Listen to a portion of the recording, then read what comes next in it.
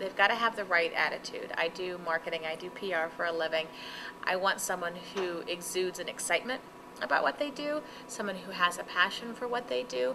I fully believe to be an effective marketer, you've got to believe in where you're working. And if you can't even at least fake it, then you shouldn't be doing that. The big difference between college and an internship is that I'm not going to hold your hand all the way through. I'm not always going to tell you what to do. Good interns that ultimately like great employees can figure out where to fill those holes in. Not show up for work and not take it seriously.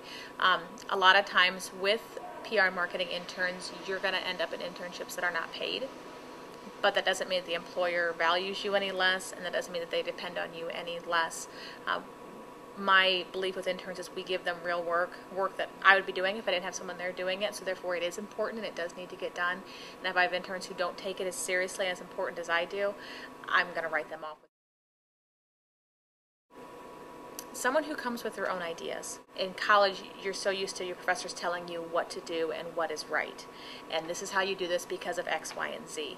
When you get to become an intern and then when you ultimately graduate, you've got to be able to have confidence in what your professors have taught you, to be able to go, I think we should do it this way, and make recommendations. And these recommendations need to be solid and thought out. But even if I see an intern that goes an extra step and has the guts, quite frankly, to sit down and say, hey, Rebecca, how about if we do it this way? Even if I agree with it or not, I'm still going to be impressed with that intern's thoughtfulness and their critical thinking skills and, quite frankly, their ability to come and make suggestions to their boss. We get lots and lots of applicants, and they always say, how do you differentiate yourself from the pack? How do you stand out? And for me, it's not necessarily how you lay your resume out and how you write your cover letter. Because for cover letters, they are very important. It gives me an idea of their writing style. But if I've got 50 applicants sitting there, I'm not reading everyone's cover letter. I'm scanning I'm scanning the lead. I'm scanning the first paragraph.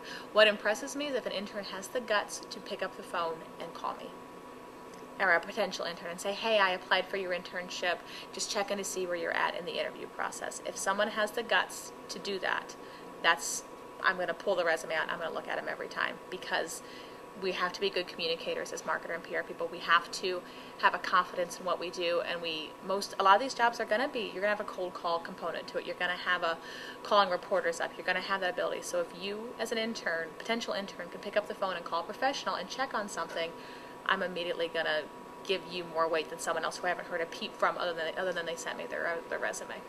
And then when you call with the ringback tones and those types of things, your messages have to be professional. I have gone to call interns and the ringback tones were completely unprofessional, and I didn't even bother to leave a message, because I thought, if you are applying for jobs and you know you're applying for a job, and as a marketing person or PR person, you have not thought to market yourself better, to take off the club-based ringback tone, then you're not thinking this one all the way through and you're not ready for an internship. So,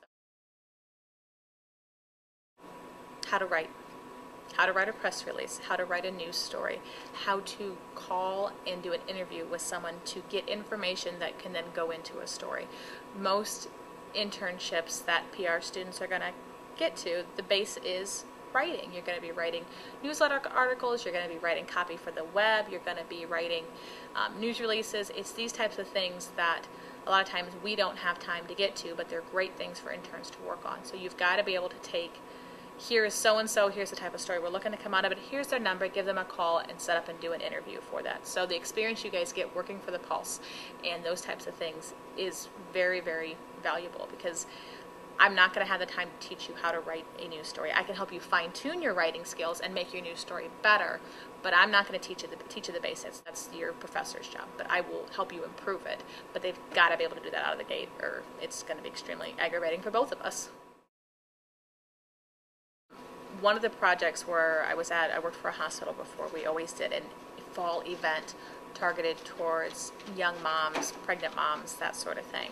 And that was always the summer interns project. I had one intern one year who did a phenomenal job with it, because she took the plan that we had in place and was able to implement it with just guidance from me, but didn't need me to tell her every single step on how to do things. And that event that year pulled in about 500 people to it. So it was successful because we had a great outcome. We had a lot of good people. We could track back and see how many of those people that came to the event actually ended up having babies at our birth center, which is the ultimate goal for those types of things.